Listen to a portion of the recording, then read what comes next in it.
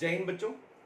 आज का हमारा एजेंडा है जेईई एडवांस 2024 पेपर को पूरा डिकोड करना, उसको चैप्टर वाइज ब्रेक करना कि किस चैप्टर की कितनी वेटेज रही एग्जाम में, कौन चैप्टर इंपॉर्टेंट है और ऐसे कौन से चैप्टर है जो हर बार ही ज़्यादा आते हैं, तो उन चैप्टर्स को देखना। तो आप मेरे साथ देखें वीडियो को और मुझे कमेंट करके ज़रूर बताएं कि आपको मेरा कंटेंट कैसा लगा। तो स्टार्ट करते हैं 11वीं क्लास से। तो मैंने दो पार्ट्स में ब्रेक किया इसको, एक तो क्लास 11th और क्लास 12th में।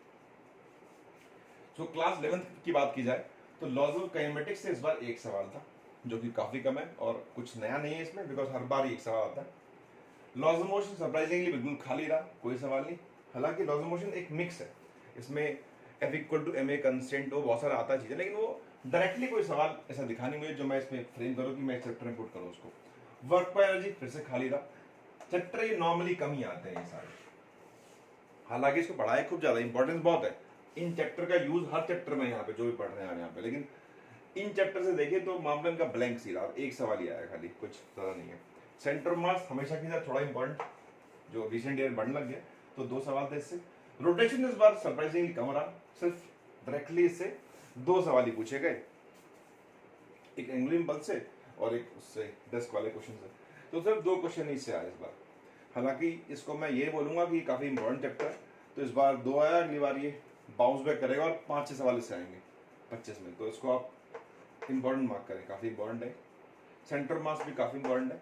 ये चैप्टर नॉर्मली खाली रहते हैं। सेंटर ले लो, मैं आर्काइव चेक करेंगे इसकी एडवांस की आप, तो आपको दिखेगा कि काइनेमेटिक्स से क्वेश्चन ही बहुत कम आ रहे हैं, लॉज ऑफ मोशन से क्वेश्चन ही कम आते हैं, वर्क बाय एनर्जी क्वेश्चन कम आते हैं एडवांस में। तो और ग्रेविटेशन भी नॉर्मली 1-2 सवाल होते हैं, आया। फ्लूइड से 3 सवाल आए, तो काफ़ी स्कोरिंग रहा इस बार ये। थर्मो फिर से सरप्राइजिंगली खाली रहा, फिर 2 सवाल। तो ये चैप्टर सरप्राइज किया इसमें रोटेशन और थर्मो ने, क्योंकि ये काफ़ी वेटेज रखते हैं। थर्मो भी 4-5 सवाल इससे आते हैं नॉर्मली। आर्काइव चेक करें इसके एडवांस किया तो आपको बहुत सारे क्वेश्चन मिलेंगे, लगभग हर साल 4-5 सवाल इससे आते हैं। इस बार ये चैप्टर बेचारा कम रहा काफ़ी। एसएचएम एक सवाल एक ही रहता है, वेव साउंड 1-2 सवाल हो जाता है, कोई नया नहीं। ये दो चैप्टर थोड़े से डिस्टर्ब रहे। हालांकि ये चैप्टर थोड़ा टफ है ही, तो बच्चे घबराते हैं, तो कम सवाल आए तो बच्चों को फायदा हुआ, कहीं और से आएगा।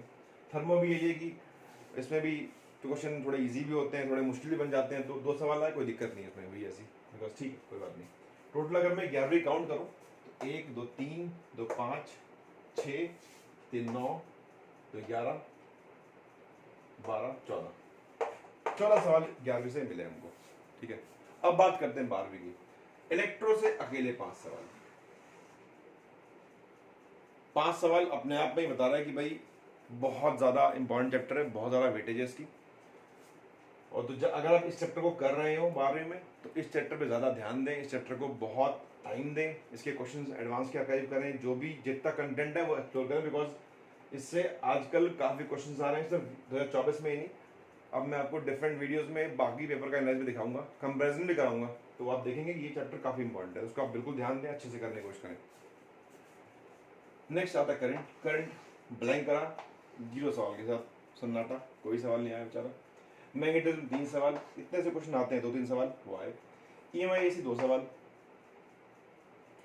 तो इतने आते हैं से 1-2 क्वेश्चन, कोई दिक्कत नहीं है। फिर से वेव, EM वेव से क्वेश्चन कभी एक आता है कभी नहीं आता, कोई दिक्कत नहीं है, खाली रहा ये भी।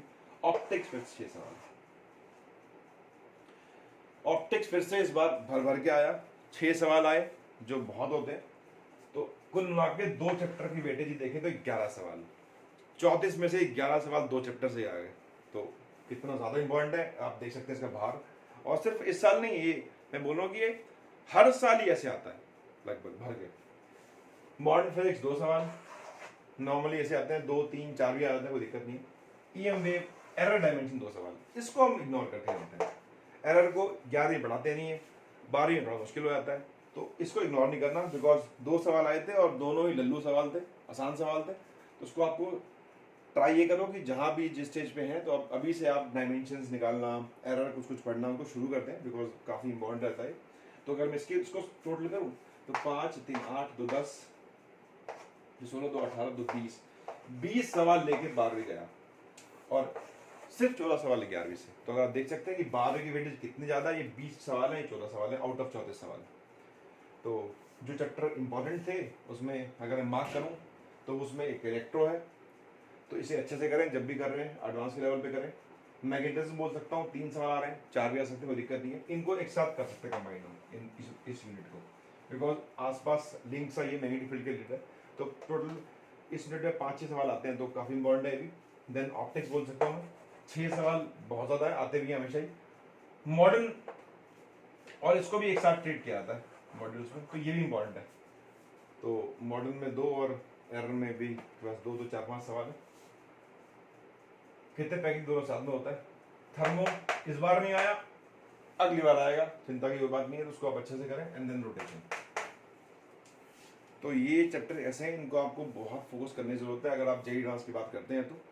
और ये था पूरे पेपर का एनालिसिस। तो मैंने बताया आपको किससे कितना सवाल आया, कौन चैप्टर इंपॉर्टेंट है, तो जो इंपॉर्टेंट मार्क किए गए।